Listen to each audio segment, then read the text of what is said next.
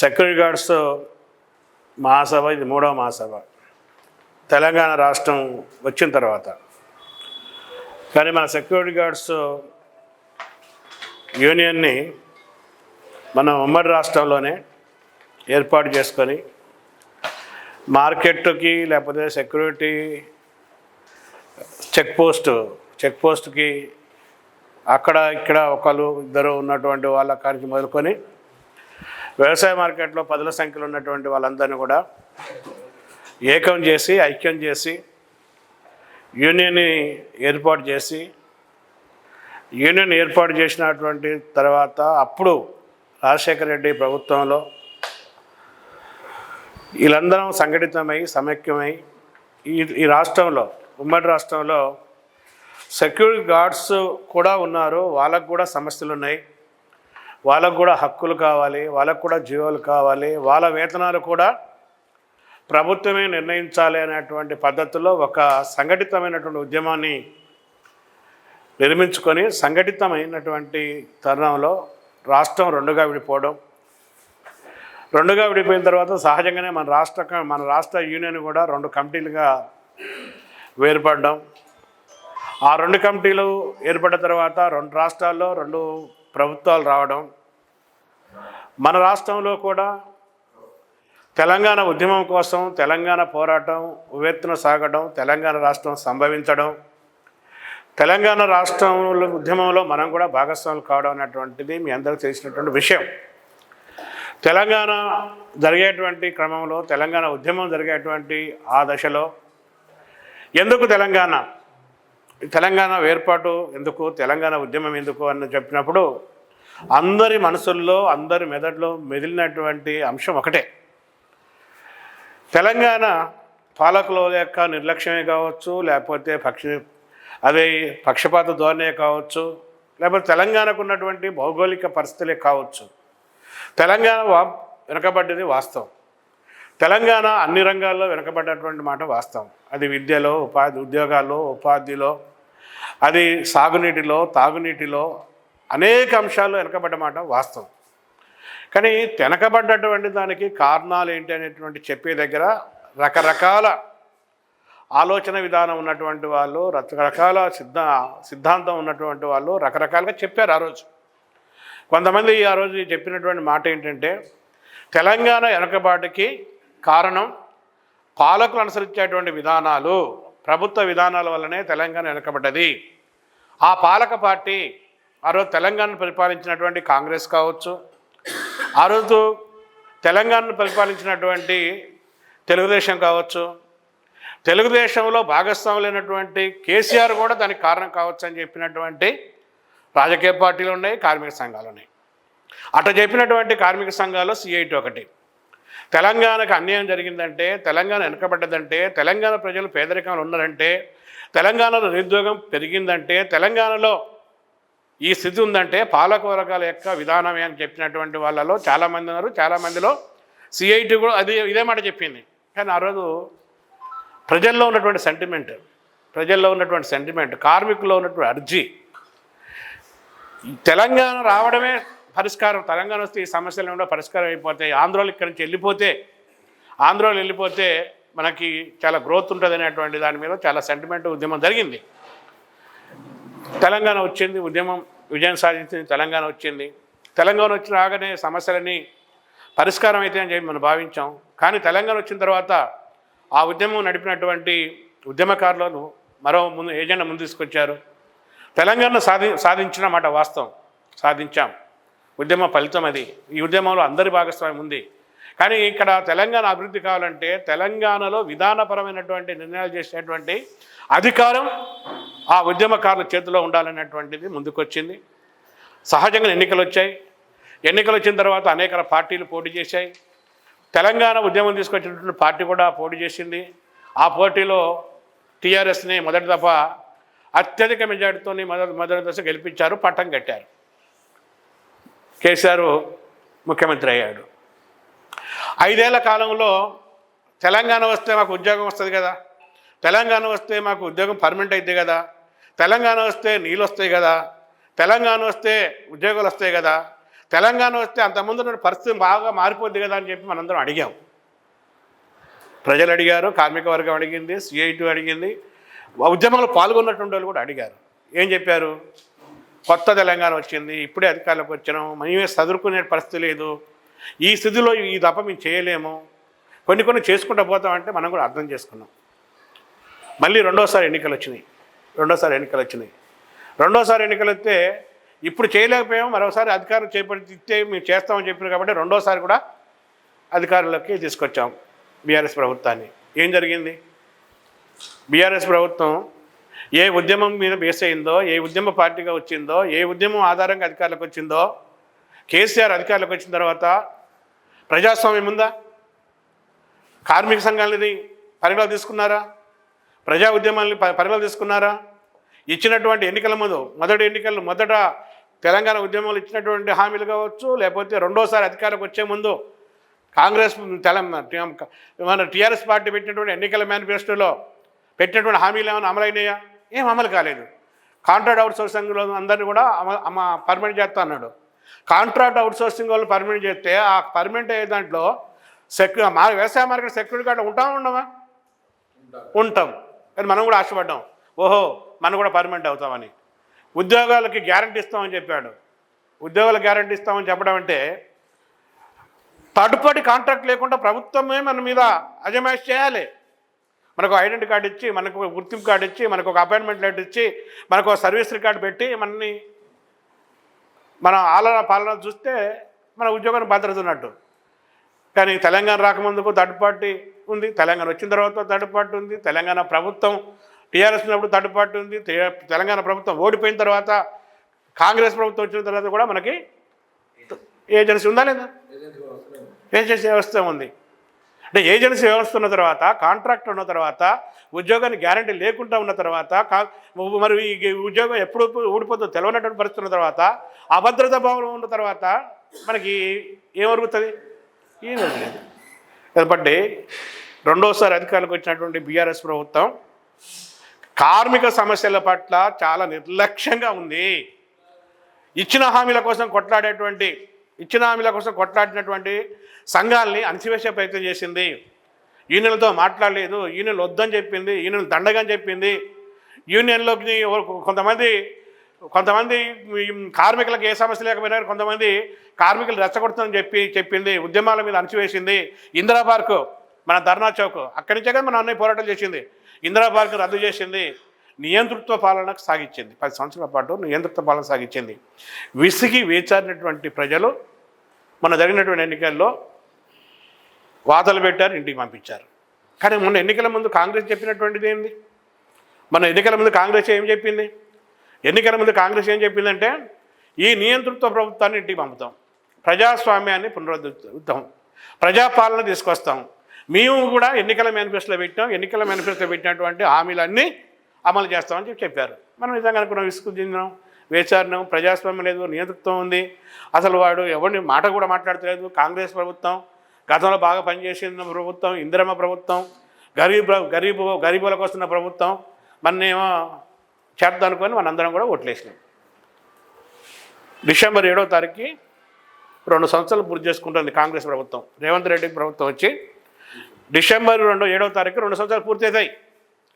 ఈ 2 సంవత్సరాల కాలంలో కాంగ్రెస్ ప్రభుత్వం ఎట్టుంది, కాంగ్రెస్ ప్రభుత్వం నడకెట్టుంది, కాంగ్రెస్ ప్రభుత్వం యొక్క నడతెట్టుంది, ఎలా ఉంది అనేది మనం పరిశీలించాలి. ఈ మహాసభ తర్వాత ఉమ్మడి రాష్ట్రం నుంచి ఇప్పటిదాకా షెడ్యూల్ ఎంప్లాయీస్లో పనిచేసేటువంటి ఉద్యోగుల జీవోలు సవరించలేదు. సెక్యూరిటీ సర్వీసెస్ షెడ్యూల్ పరిశ్రమలో ఉందా, ఏతర పరిశ్రమ ఉందా? మనం షెడ్యూల్ పరిశ్రమలో ఉన్నాం. అంటే జీవోలు సవరించలేదంటే, జీతం పెంచలేదంటే సెక్యూరిటీ గార్డ్స్ విషయంలో ఉమ్మడి రాష్ట్రంలో ప్రభుత్వం కానీ, టీఆర్ఎస్ ప్రభుత్వం కానీ, ఈ 2 ఏళ్ల ప్రభుత్వం కూడా ఒకే వైఖరి ఉందా లేదా? తేడా ఏమైనా ఉందా? ఏం లేదు. 5 జీవోలు విడుదల చేశారు టీఆర్ఎస్ ప్రభుత్వంలో. విడుదల చేసి దాన్ని గెజిట్ చేయలేదు.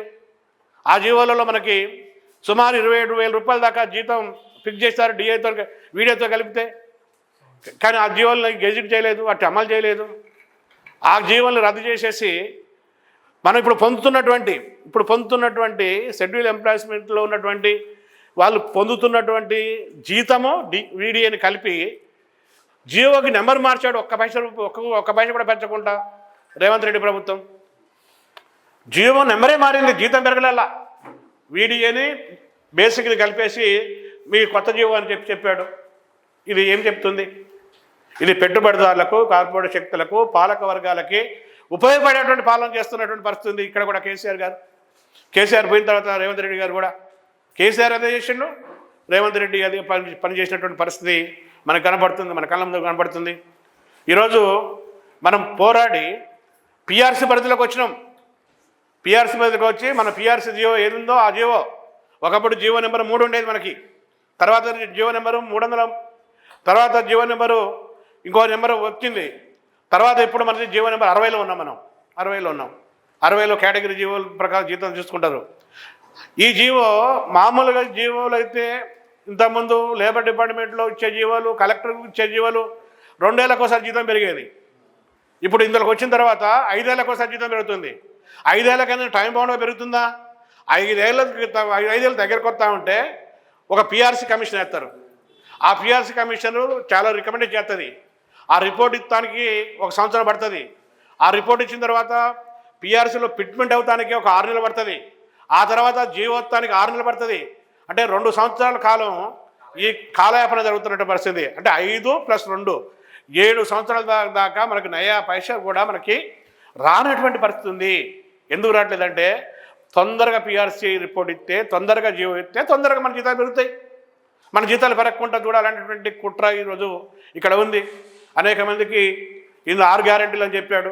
6 గ్యారెంటీలు వస్తున్నాయా? 6 గ్యారెంటీలు లేవు. 6 గ్యారెంటీలు లేవు. 6 గ్యారెంటీ కాదు కదా, 6 గ్యారెంటీలలో ఒక గ్యారెంటీ బస్సు వచ్చింది, ఫ్రీ బస్సు. ఎవడు అడిగిండు ఫ్రీ బస్సు?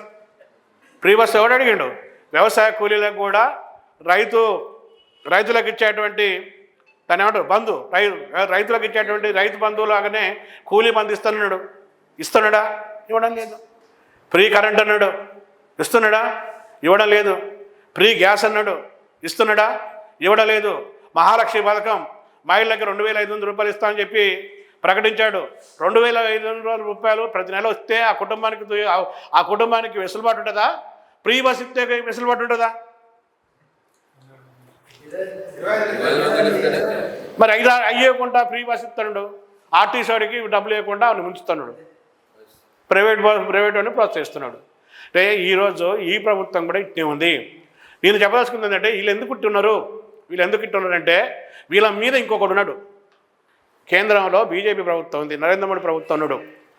వాడు ఏ నిర్ణయాలు చేస్తాడో ఆ చేసే నిర్ణయాలనే వీళ్ళు పాటిస్తున్నారు.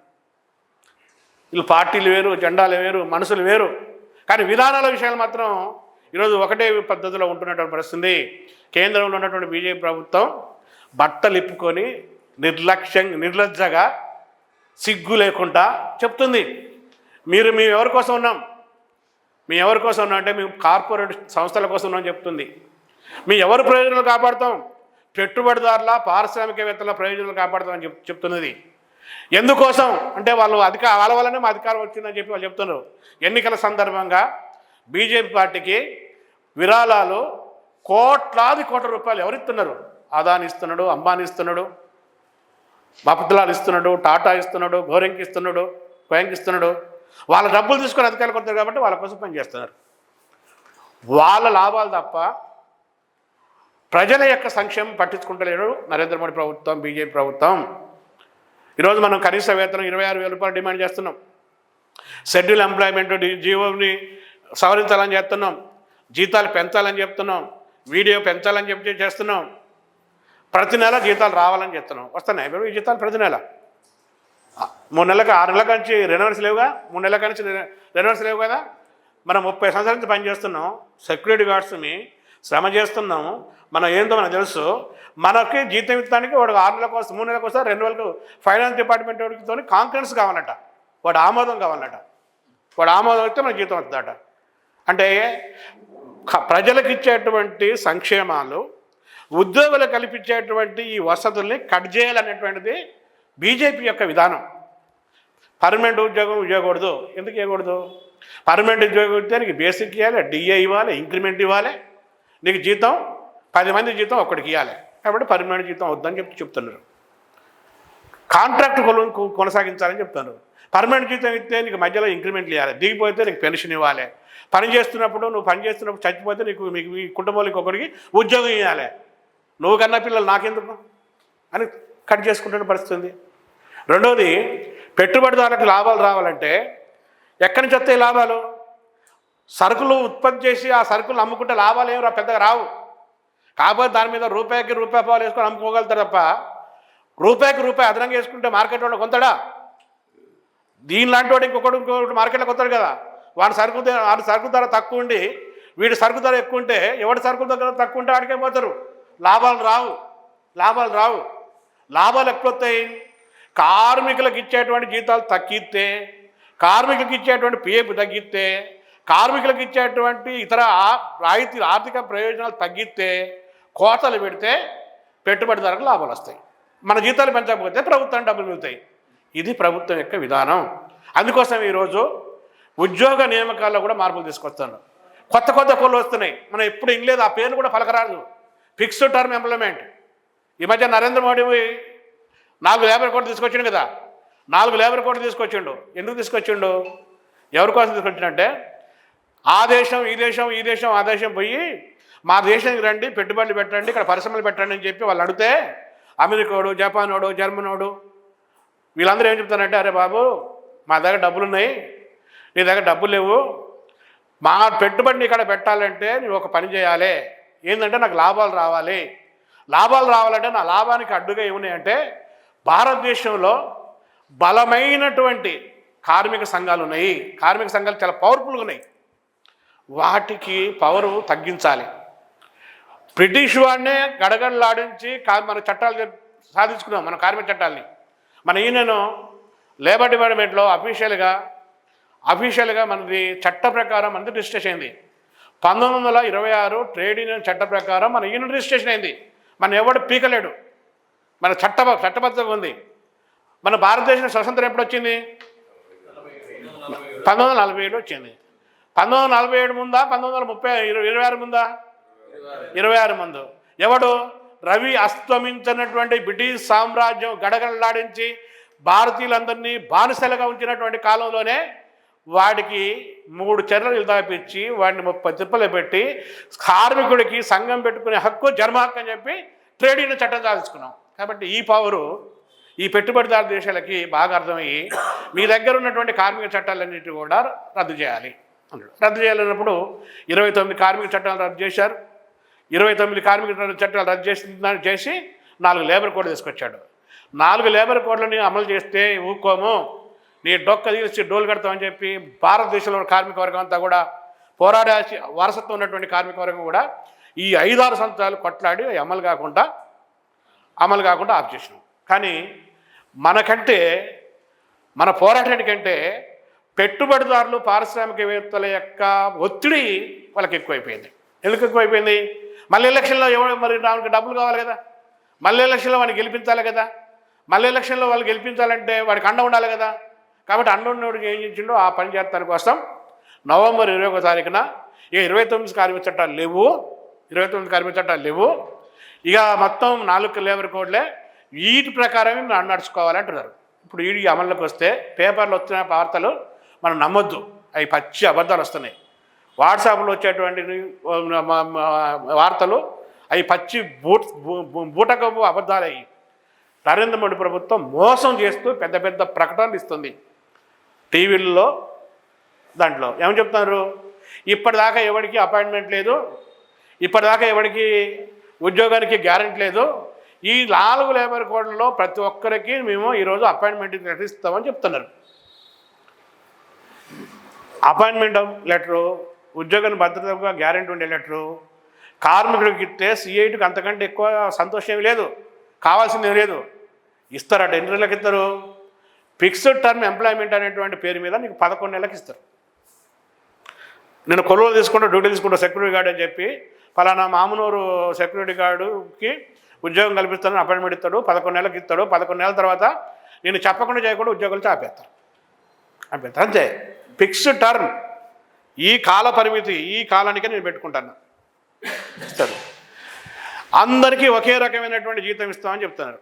అందరికీ ఒకే రకమైన జీతం ఎట్టుంటుంది? అందరికీ ఒకే రకమైన జీతం. ఇప్పుడు మన జీవోలో స్కిల్లు, సెమీ స్కిల్లు, హై స్కిల్ ఉందా లేదా, అన్ స్కిల్ ఉందా లేదా? మరి అందరికీ ఒకే రకమైన జీతం ఇస్తారా?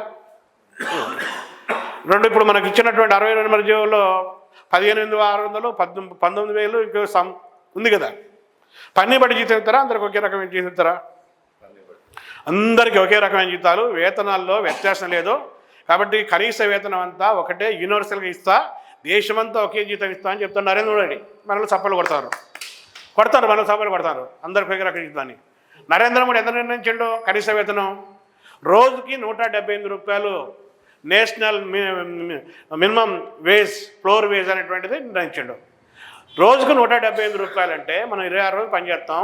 26 రోజులు ఇంటూ 175 రోజులు వేసుకుంటే ఎంత జీతం మంది? 5-6 వేల రూపాయలు జీతం. వాడు చెప్పే జీతం ఇది చెప్పేది. ఈరోజు ఎవరికైనా ఉంటే ఎవరైనా అధికారులు లేకపోతే యాజమాన్యాలు ఏమన్నా దుర్వినియోగం చేస్తే మేము వాళ్ళని మేము సహించము, కార్మిక పక్షమే ఉంటామని చెప్తున్నారు. ఇప్పటిదాకా కార్మికుడు పోతే ఒక పిటిషన్ ఇస్తే లేబర్ డిపార్ట్మెంట్లో లేకపోతే ఫ్యాక్టరీ ఇన్స్పెక్టర్ దగ్గరనో ఇస్తే వాళ్ళు వచ్చి కంపెనీలో మన పని స్థలాలలో కార్మికులకి ఇబ్బంది వస్తే కార్మిక శాఖ ఫ్యాక్టరీ ఇన్స్పెక్టర్ వచ్చి తనిఖీ చేసి అక్కడ నిజంగా అన్యాయం జరిగితే కార్మికులు న్యాయం చేసే పద్ధతి ఉంది. ఇప్పుడు దాన్ని తీసేశారు. యజమాని లెటర్ ఇచ్చి నా దగ్గర పిఎఫ్ ఇస్తున్నా, ఐఏఎస్ ఇస్తున్నా, మన ఏజెన్సీ వాడు ఉండగా భాస్కర్ ఇక్కడే ఉండగా, భాస్కర్ రెడ్డి మన పక్క ఇల్లే, భాస్కర్ రెడ్డి ఇక్కడే ఉంటాడు, వీళ్ళు ఇట్లా ఉంటాడు. భాస్కర్ రెడ్డి ఇంట్లో కూర్చొని నేను అందరికీ పిఎఫ్ ఇస్తున్నా, ఈఎస్ ఇస్తున్నా, అందరికి బ్యాంక్ అకౌంట్లు ఇస్తున్నా, ఇది అందరికీ నేను అదనంగా ఇస్తున్నా, నా దగ్గర ఏం లోపం లేదు, ఇది నేను ధృవీకరిస్తానని చెప్పి సంతకం పెట్టి పంపిస్తే నీ కాకి ఎవరు రాజానికి కూడా వీలేదు. ఇంతకుముందులాగా కార్మిక శాఖ జోక్యం చేసుకోదు. కార్మిక శాఖ ఇప్పుడు యజమానుల శాఖ అయిపోయింది. కోరలు బీకేశారు, స్పెషల్ ట్రేజర్. మన ఇద్దరి మధ్య ఏదైనా ఉంటే పంచాయతీ ఊళ్ళో పెద్ద మనుషులు ఉంటారు కదా, పెద్ద మనుషులు నీ తప్పు నువ్వు చదువుకో అని చెప్పి ఇద్దరికి రాజీ చేసేటువంటి శాఖగా మారిపోయినట్టు పరిస్థితి. ఇక 12 గంటల పనిదినం, 8 గంటల పనిదినం 12 గంటలు మారుతుంది. యూనియన్లు పెట్టుకోవద్దు, సంఘాలు వద్దు, సమ్మె చేయొద్దు. సమ్మె చేసేటువంటి 14 రోజుల ముందు సమ్మె నోటీస్ ఇచ్చి సమ్మె చేయొచ్చు. అది ఎమర్జెన్సీ అయితే, సర్వీస్ అయితే. ఎమర్జెన్సీ సర్వీస్ కాకపోతే 7 రోజుల ముందు కూడా షార్ట్ నోటీస్ ఇచ్చి సమ్మె చేయొచ్చు. ఇప్పుడు 60 రోజుల ముందు సమ్మె చేయాలి, నోటీస్ ఇవ్వాలి. సమ్మె నోటీస్ ఇచ్చిన తర్వాత 60 రోజుల దాకా నువ్వు ఏం చేయకూడదు, బ్యాడ్జ్ పెట్టుకోవద్దు, కరపత్రం వేయకూడదు, నువ్వు మీటింగ్ పెట్టకూడదు, ఏం చేయవద్దు. 60 రోజుల తర్వాత నువ్వు ఎక్కడో అక్కడే ఉండి సమ్మెలో పాల్గొనాలి. అయిద్దా ఇది? ఒకవేళ అట్ట చేస్తే ఆ సమ్మెను చట్ట విరుద్ధమైనటువంటి సమ్మె అని చెప్పి వాళ్ళు ప్రకటిస్తారు. సమ్మె చేసినోడిని, సమ్మె చేయించినోడిని, సమ్మెకి మద్దతు ఇచ్చినోడిని. ఒకవేళ మీరు సమ్మె చేసిననుకో, మిమ్మల్ని సమ్మె చేయించిననుకో, నన్ను శ్రీకాంత్ సోమనని సమ్మెకి మద్దతుగా అక్కడ ఫోటో తీసినప్పుడు మన మీటింగ్కి వెంకటేష్, అక్కడ ప్రశాంత్ వాళ్ళు మద్దతు ఇచ్చినట్టు మనకు వచ్చి వాళ్ళని మన ముగ్గురిని తీసుకుపోయి జైల్లో పెట్టుతారట. జైల్లో పెట్టి 2 లక్షల వరకు జరిమానా వేస్తారట. 2 లక్షల వరకు జరిమానా వేస్తారట. ఇప్పుడు మనం పక్కన మనవాడిని ఎవడన్నా మీటింగ్ రారా బాబు అని చెప్పి వాడిని దువ్వి వాడికి టీ తాపించి వాడికి బస్ ఛార్జీలు పెట్టుకొని వాడితో చెప్తేనే ఎవరు రాటాడు. ఇప్పుడు వస్తలేడు. రానోడు ఫోన్ చేస్తే ఫోన్ కూడా తీస్తలేడు.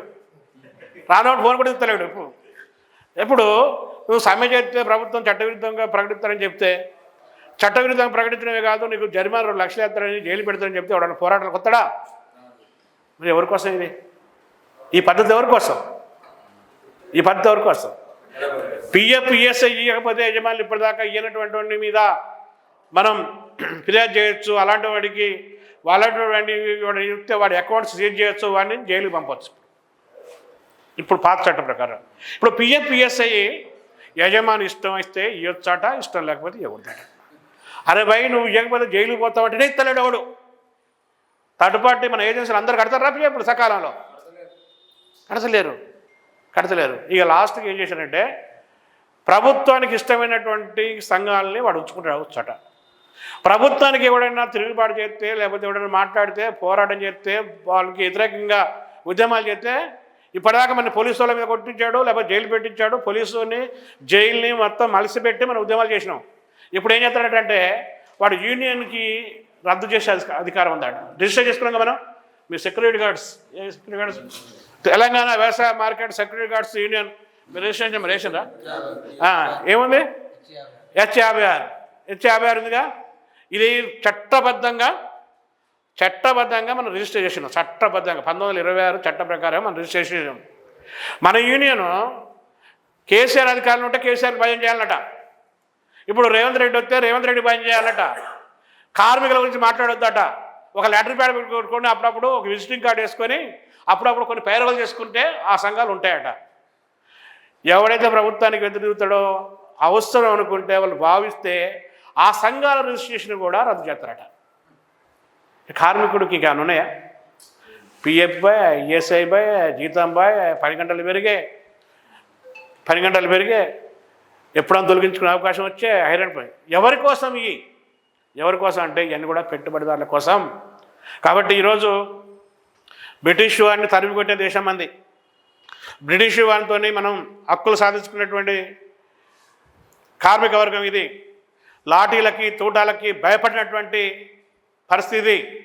ఇలాంటి పరిస్థితులు దేశంలో కూడా ఉన్నాయి, ప్రపంచంలో కూడా ఉన్నాయి. ఎక్కడైతే ఇలాంటి పరిస్థితులు వస్తున్నాయో, ఎక్కడైతే ఈ విధానాల్ని ఈ కార్మికులకు వ్యతిరేకమైన విధానాల్ని అమలు చేస్తారో అక్కడ అంతటా పోరాటం వస్తున్నాయి. ప్రతి దగ్గర పోరాటం వస్తుంది. పోరాటందే అంతిమ విజయం అవుతుంది. నేను ఒక 2-3 మాటలు మాట్లాడి ముగిస్తాను మీకు. ఒకటి, ఈ మధ్యకాలంలో శ్రీలంకలో ఇయే విధానాలు వీటి ఇక్కడ ప్రపంచ బ్యాంక్ విధానాలు, IMF విధానాలు అని చెప్పి ఇయే విధానాలని శ్రీలంకలో అమలు చేశారు. అక్కడ ధరలు విపరీతంగా పెరిగిపోయినాయి, నిరుద్యోగం పెరిగిపోయింది, ఆకలి పెరిగిపోయింది, చావులు పెరిగిపోయినాయి. అక్కడ ఉన్నటువంటి కార్మిక చట్టాలు రద్దయిపోయినాయి. కార్మికులకి బతకడమే కష్టమైంది. చావో రేవో తేల్చుకునే పరిస్థితి వచ్చింది. అక్కడ ఉన్నటువంటి ప్రజానికం అంతా కూడా ఒక ప్రజా ఉద్యమానికి శ్రీకారం చుట్టడం. ఆ ప్రజా ఉద్యమానికి అక్కడ ఉన్నటువంటి ఎర్రజెండా నాయకత్వం వహించింది. అక్కడ అట్లా ఇప్పుడు ఇక్కడ బీజేపీ ప్రభుత్వం లేకపోతే ఇక్కడ బీఆర్ఎస్ ప్రభుత్వం వీళ్ళంటే దాన్ని అనుసరించారో, కార్మికులకు వ్యతిరేకంగా ప్రజలకు వ్యతిరేకంగా ఉన్నారో ఆ ప్రభుత్వాన్ని కూల్చి అక్కడ ఎర్రజెండా ప్రభుత్వం అధికారులకు వచ్చింది. కార్మికుల రాజ్యం వచ్చింది అక్కడ. బంగ్లాదేశ్లో కూడా ఇదే పరిస్థితి వచ్చింది. బంగ్లాదేశ్లో ఇదే పరిస్థితి వస్తే బంగ్లాదేశ్లో ఉన్నటువంటి ప్రజలంతా తిరుగుబాటు చేస్తే, పోరాటం చేస్తే బంగ్లాదేశ్ ప్రధాని ఆ దేశం వదిలిపెట్టి పరారైంది. అక్కడ విద్యార్థులు చేసిన ఉద్యమం విజయవంతమైనటువంటి పరిస్థితి. ఈ మధ్యలో మీరు పేపర్లో చూసి ఉంటారు చాలా. అమెరికా అంటే అందరికీ భయం. అమెరికా ఇప్పుడు నాకు తిరుగులేదు, నేను ఏదైనా చెప్పింది చేయాల్సిందే, ఏదైనా చెప్పింది చేయకపోతే చెప్పినటువంటి వాడిని ఈరోజు డాలర్లకి పన్నులు పెంచి సుంకాలు పెంచి వాడిని లొంగ తీసుకుంటుంది. అంకా వినకపోతే వాని మీద యుద్ధం చేస్తుంది. అంకా వినకపోతే ఇది 2 పక్క దేశాలకి గొడవలు పెట్టి తంపులు పెట్టి వాళ్ళు కొట్టుకుంటూనే చూస్తుంది. మనం ఈ మధ్య చూసినాం కదా, పాలస్తీనా ఇజ్రాయెల్ దాడి చూసినాం, అంతకుముందు ఉక్రెయిన్ రష్యా దాడి చూసినాం. ఇక ఈ ఉద్యమాలు లేవు. నియంతృత్వం అనుకున్నటువంటి అమెరికాలో ఈ మధ్యకాలంలో ఒక నగరంలో ఎన్నికలు జరిగినాయి. ఏ నగరం అది? అమెరికాలో ఒక ఫైనాన్స్ న్యూయార్క్లో మొత్తం అమెరికాలో ఉన్నటువంటి అన్ని దేశాలకు అది ఒక ఆర్థిక కేంద్రం దగ్గరలో ఎన్నికలు జరుగుతుంటే ఈ విధానాలకు వ్యతిరేకంగా నేను ప్రజల తరపున నిలబడతా అని చెప్పి ఒక మామ్దాని అనేటువంటి ఒక భారతీయ సంతతి చెందినటువంటి ఆయన వచ్చి పోటీ చేస్తే అతన్ని అతం చేస్తానికి, అతన్ని ఎన్నికలు ఓడించడానికి కొన్ని కోట్ల $1 ఖర్చు పెట్టాడు ట్రంప్. కానీ ప్రజలు న్యూయార్క్ నగరంలో ఒక వామపక్ష భావాలు కలిగినటువంటి డెమోక్రటిక్ పార్టీకి చెందినటువంటి మామ్దాన్ని గెలిపించారు. అక్కడ ఉన్నటువంటి ట్రంప్ను ఓడించారు. అక్కడ ఓడిపోయింది ట్రంప్ కాదు, విధానాన్ని ఓడించారు. ఇప్పుడు మనం సిఐటిగా ఇక కార్మిక వర్గం పోరాడి విజయం సాధించి ఆ విజయం నుంచి గెలవడమా లేక తల వంచుకొని బతకడం అనేటువంటి పరిస్థితి వచ్చింది. కాబట్టి ఈరోజు నరేంద్ర మోడీ తీసుకొచ్చినటువంటి కార్మిక చట్టాల్ని ప్రతి యూనియన్లో బేస్ లెవెల్లో ఉన్నటువంటి కమిటీకి, మండల కమిటీకి, లేకపోతే జిల్లా కమిటీకి, లేకపోతే మార్కెట్ వరకు కూడా దీనివల్ల ఎట్లా ప్రమాదం వస్తుంది, ఎట్లా దీనివల్ల నష్టం వస్తుంది, మనం ఎట్లా దీన్ని ప్రతిఘటించాలనే దాని మీద రాబోయే రోజుల్లో సిఐటి మహాసభలు 7వ తారీఖు నుంచి 9వ తారీఖు వరకు అక్కడ మెదకలో జరుగుతున్నాయి. అక్కడ ఒక కార్యాచరణ రూపొందిస్తాం. అక్కడ కార్యక్రమం రూపొందించి ప్రతిఘటన పోరాటాన్ని చేస్తాం. సంక్రాంతి పండగ వెళ్ళిన తర్వాత జనవరి 15 తర్వాత అన్ని కార్మిక సంఘాలతో చర్చలు జరుగుతున్నాయి, దేశంలో జరుగుతున్నాయి, రాష్ట్రాల్లో కూడా చర్చిస్తున్నాం. అందరం కూడా కార్యాచరణ రూపొందిస్తున్నాం. జనవరి 15 తర్వాత, సంక్రాంతి తర్వాత ఈ కోడ్ల మీద, లేబర్ కోడ్లను రద్దు చేయడం మీద ఒక సమర శంకాలను పూరించి ప్రతినిధి మరో సార్వత్రిక సమ్మె 2 రోజుల పాటు దేశంలో మరొక సార్వత్రిక సమ్మె చేసి సమ్మెతోనే హక్కులు సాధించుకుంటామనేటువంటి పద్ధతుల్లో సమ్మెకి కార్మిక వర్గాన్ని సద్నంతం చేసేటువంటి ఆలోచనలో కేంద్ర కార్మిక సంఘాలు ఢిల్లీలో, మన రాష్ట్రాల్లో ఉన్నటువంటి కార్మిక సంఘాలు ఇక్కడ ఆలోచిస్తున్నాం. వీటన్నిటికీ ఒక తుది రూపం రావడానికి టైం పడుతుంది. ఎలాంటి పోరాటం వచ్చినా అలాంటి పోరాటాన్ని మనం మిలిటెంట్గా చట్టాన్ని ఉల్లంఘించి పోరాటం చేయాలి. ఈరోజు సెక్యూరిటీ గార్డ్స్ డిమాండ్ పరిష్కారం కావాలంటే, మీ జీతం ఎంత పెరగాలన్నా, థర్డ్ పార్టీ ఏజెన్సీ పోవాలన్నా, లేదనుకుంటే మనకి ఉద్యోగ భద్రత రావాలన్నా, మన పర్మనెంట్ ఉండాలన్నా, మనం కేవలం వీటి గురించి మాత్రమే కొట్లాడితే ఈ సమస్యలు పరిష్కారం కావు. ఈ సమస్యలకి కారణం ఎవరు? సమస్యకు కారణమైనటువంటి విధానాలు, ఆ విధానాలు అవలంబిస్తున్నటువంటి రాజకీయ పార్టీలు, రాజకీయాలు, వీటి మధ్య సంబంధం ఉంది, వీటి మధ్య బలం ఉంది, వీటి మధ్య బంధం ఉంది. ఈ బంధం బద్దలు కొట్టాలంటే మనం మన వరకే ఉండొద్దు. సిఐటి ఇచ్చేటువంటి అన్ని పిలుపుల్లో, ఈ విధానాల మీద జరిగేటువంటి పిలుపుల్లో కూడా మనందరం కలిసి రావాలి. కలిసి వచ్చి పోరాడితే ఆ పోరాడే డిమాండ్లో ఈ కలిపితేనే మన సమస్యల డిమాండ్లు పరిష్కారం అవుతాయి. ఆ పద్ధతిలో రాబోయే రోజుల్లో సెక్యూరిటీ గార్డ్స్, మీ రిపోర్ట్ని చూశాను, పరిమితంగా ఉన్నటువంటిది ఇప్పుడు అనేక జిల్లాలకి విస్తరించారు, అనేక మార్కెట్లకు విస్తరించారు. మీరందరూ కూడా యాక్టివ్ అయ్యారు. మీరందరూ కూడా దాదాపు నాకు ఇక్కడ ఉన్నటువంటి వాళ్ళందరూ తెలుసు అయ్యారు. మన యూనియన్కి వైభవం తీసుకొచ్చే పద్ధతిలో మీ మహాసభలో నిర్ణయాలు చేయాలని, మీరు చేసేటువంటి ప్రతి పోరాటానికి, ప్రతి కార్యాచరణకి, ప్రతి ఆందోళనకి సిఐటి మీకు అండగా ఉంటుంది. సిఐటి మీకు కడుపులో పెట్టుకొని చూస్తుందని చెప్పి మీకు హామీ ఇస్తూ సెలవు తీసుకుంటాం.